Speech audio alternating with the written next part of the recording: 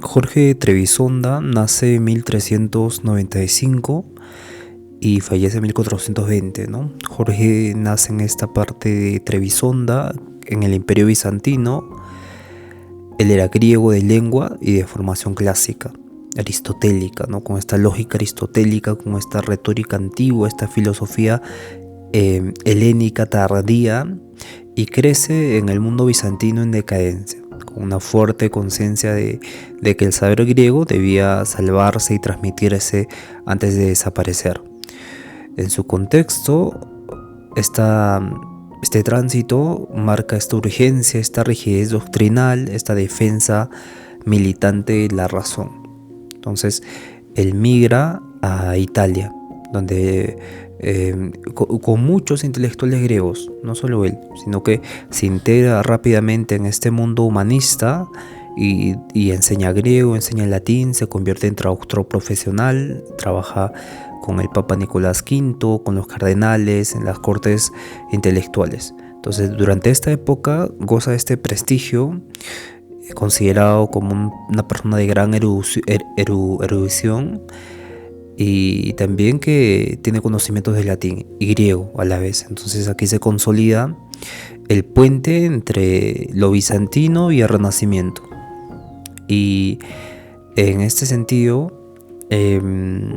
ataca frontalmente a Platón, ¿no? Porque viene de esta tradición aristotélica, y acusa al platonismo de una confusión filosófica, una ambigüedad teórica o teológica en este caso, y un peligro para el cristianismo, ¿no? Y esto provoca esa tormenta intelectual y claro, su mayor adversario es el cardenal de Besorion, ¿no? Que es este defensor de Platón.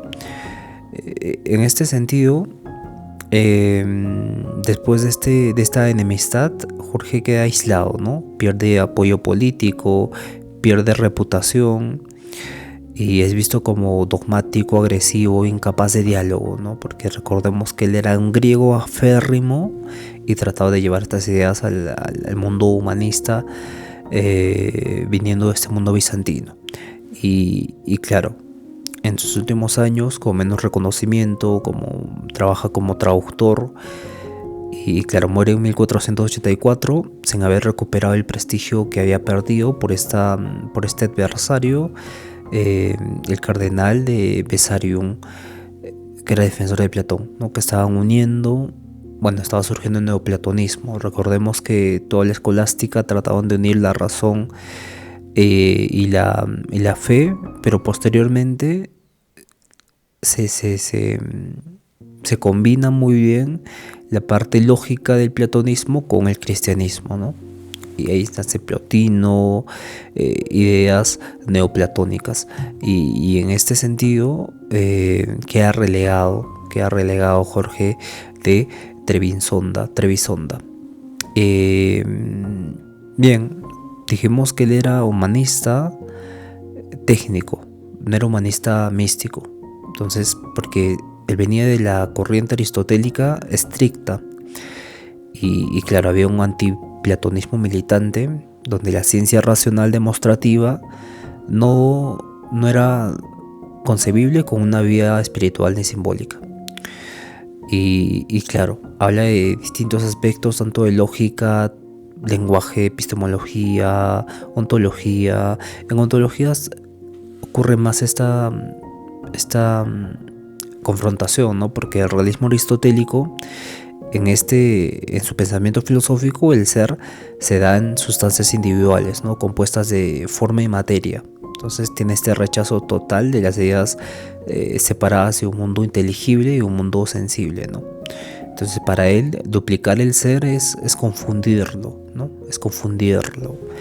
Y claramente tiene que hablar de la teoría del conocimiento, porque conocer para Jorge es partir de los sentidos y abstraer lo universal, ¿no? Demostrar por la lógica estos conocimientos que se adquieren por medio de los sentidos. Entonces rechaza esta intuición mística, esta reminiscencia platónica, esta iluminación divina directa, y el intelecto humano basta, ¿no? El intelecto humano basta, y hay que ejercitar ese intelecto humano.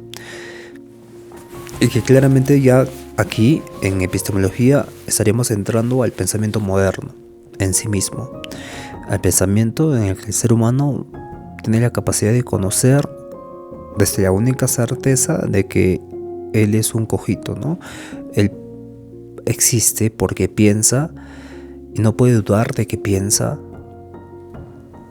porque su existencia estaría comprometida a dudar del mismo y de esta duda que tiene. En ese sentido, como es aristotélico, tiene una defensa absoluta por el silogismo, ¿no? Donde la lógica es el criterio de verdad y claro, sin demostración no hay ciencia, ¿no? Y aquí se siguen los pensamientos de Aristóteles y Alejandro de Afrodisias. Y claro, hay una crítica a Platón también, porque Platón tiene este pensamiento mítico, no mítico, sino este pensamiento dualista, idealista, no idealista, ni siquiera es idealista Platón. Es un término muy específico, místico, intelectual, mítico, intelectual. Podremos definirlo de muchas formas, pero lo que le reprocha a Platón es el uso del mito en filosofía. Es la ambigüedad conceptual, es esta separación innecesaria de ideas, esta influencia negativa en la teología cristiana, ¿no? Platón mencionó a Jorge que confunde donde Aristóteles aclara. Entonces a Aristóteles se le considera el único filósofo como tal. Hasta en la actualidad hay muchos docentes y filósofos reconocidos que ven a Aristóteles como el único filósofo que existió, no hay otro. Porque Aristóteles es como el que organiza todo el conocimiento y claramente ahí, como era aférrimo a las ideas de Aristóteles, tenía este pensamiento muy radical, ¿no? Sobre esta defensa radical de él. Y claro, tenemos que hablar que también la retórica debe subordinarse a la lógica, igual como pensaba Aristóteles. Entonces el lenguaje filosófico debe ser preciso, unívoco y no simbólico, ¿no? Y claro, desconfía ahí de la alegoría, del mito, del simbolismo espiritual que el neoplatonismo estaba formando. Y qué decirles más, ¿no? Aristóteles es compatible con el cristianismo y el platonismo. Introduce ahí el dualismo, la confusión sobre la creación,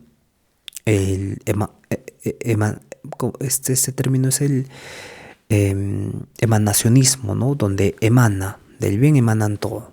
Entonces, pero para él la fe necesita esta claridad racional que la propone Aristóteles.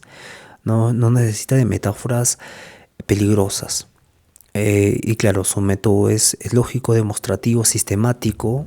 Y claro, la filosofía en ese tiempo tenía esta experiencia espiritual, tenía esta parte mística, ¿no? En Jorge Trebisonda, recordemos que tenemos un pensamiento propio y no podemos dejarnos influenciar por demás filósofos, ¿no? Tenemos que conocer a los filósofos, pero no dejarnos influenciar por estos. Entonces Jorge fue un hombre que quiso salvar la verdad por la claridad, aún pagando el precio de quedarse solo, ¿no? Aún frente a ello. Bien.